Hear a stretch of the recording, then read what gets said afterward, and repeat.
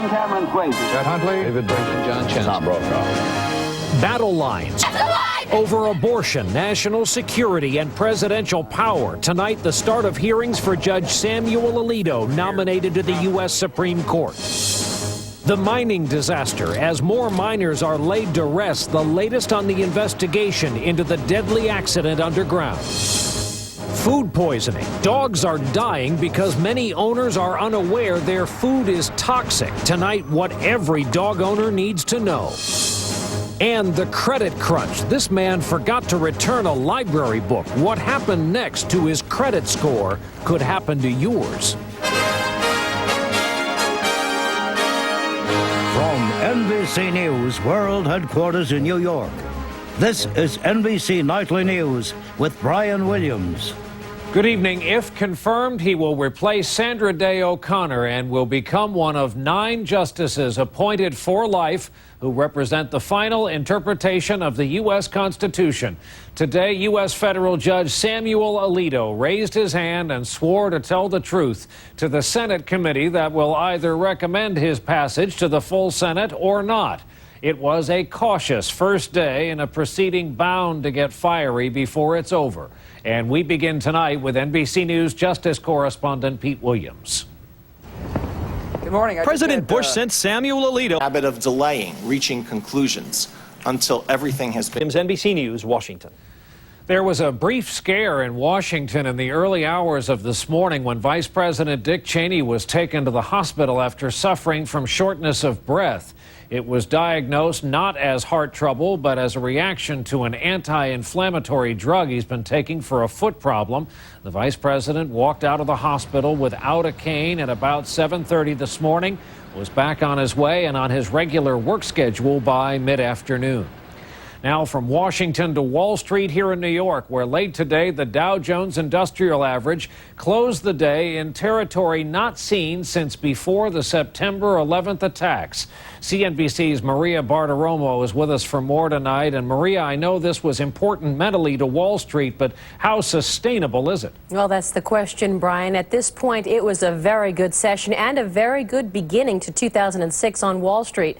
Today, the Dow Jones Industrial Average rallied to its highest level since June of 2001. The Nasdaq also very strong today on optimism over corporate earnings and the expectation that the Federal Reserve will stop raising interest rates soon. The Dow tonight above 11,000. The Nasdaq at 2318 with a gain in technology. And you said, is it sustainable? Well, we went back and looked at the last 35 years, and on the years, during the years rather, when the Dow was up for the first 5 trading days, you actually saw the entire year show a substantial gain for the markets. So if the history books are right, Brian, as the first 5 years of the year, first 5 days of the year goes, so goes the year. We'll see. Thanks for that, Maria. Maria Bartiromo from CNBC tonight. Now we go to West Virginia and the latest on the mine disaster that killed a dozen men a week ago. Tonight, the head of the federal agency that oversees mine safety says it will investigate with the state of West Virginia and hold a public hearing, as some have demanded. NBC's Tom Costello is with us tonight from Upshur County, West Virginia, with more. Tom, good evening. Brian, good evening to you. And in fact, the governor here today pledged to get to the bottom of this disaster. A week to the day after the Sago is also promising that West Virginia will learn the lessons and apply them. They're very concerned. Costello, who remains on the story tonight in West Virginia. Further south now to New Orleans today, where the local newspaper described a city where block after block of waterlogged houses sit vacant and lifeless. This week, the mayor is set to unveil his long-term strategy for rebuilding.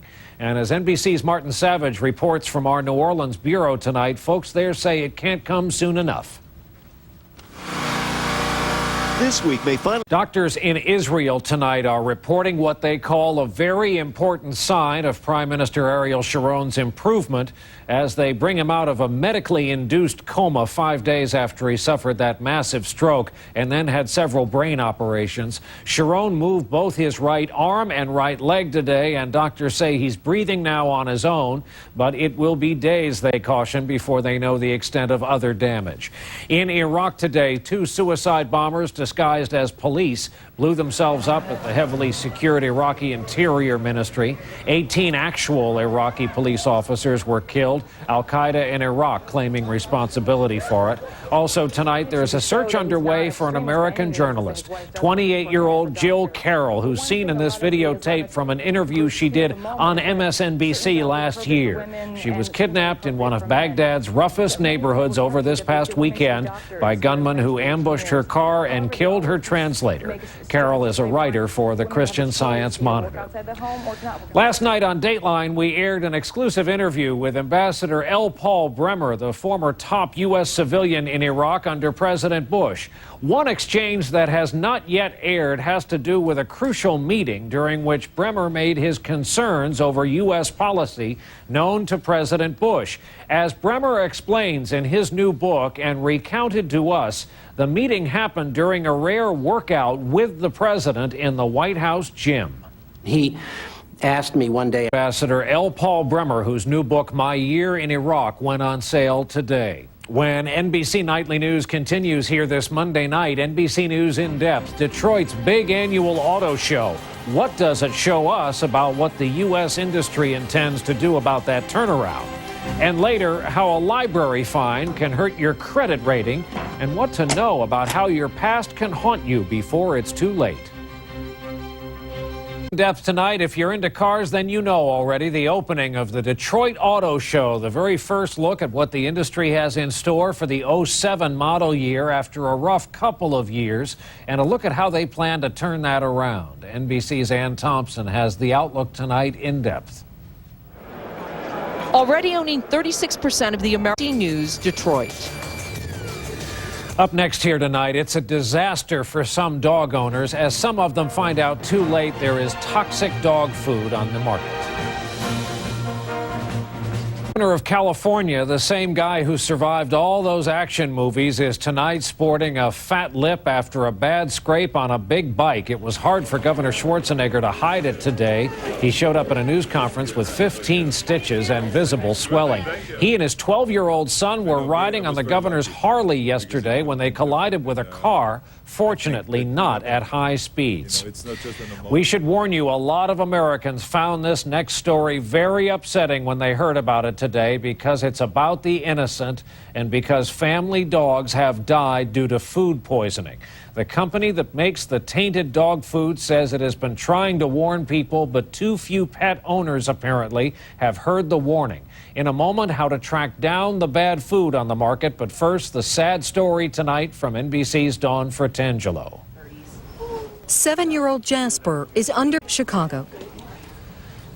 Awful story tonight. There is a way to find out which brands of dog food have been recalled and where, and how to contact the Diamond Pet Food Company. We've put all of that information on our website. You can log on to nightly.msnbc.com. We'll take a break. When we come back, the part of your past you may not have worried about before this. Broadcast here tonight with a look at how ghosts of the past can come back to haunt you. In this case, it has to do with your credit rating. It can decide if you get a mortgage, if you get hired even, and you'll be surprised to learn what shows up from the past. Our report tonight from CNBC's Carl Quintanilla. Kevin Howard is the first to admit he forgot to return a book to the Houston Public Library in News, New York. That is Nightly News for this Monday night. I'm Brian Williams. Thank you for being with us. We'll look for you right back here tomorrow evening. Good night.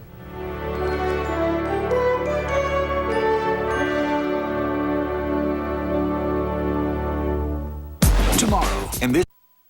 John Cameron Swayze. Chad Huntley.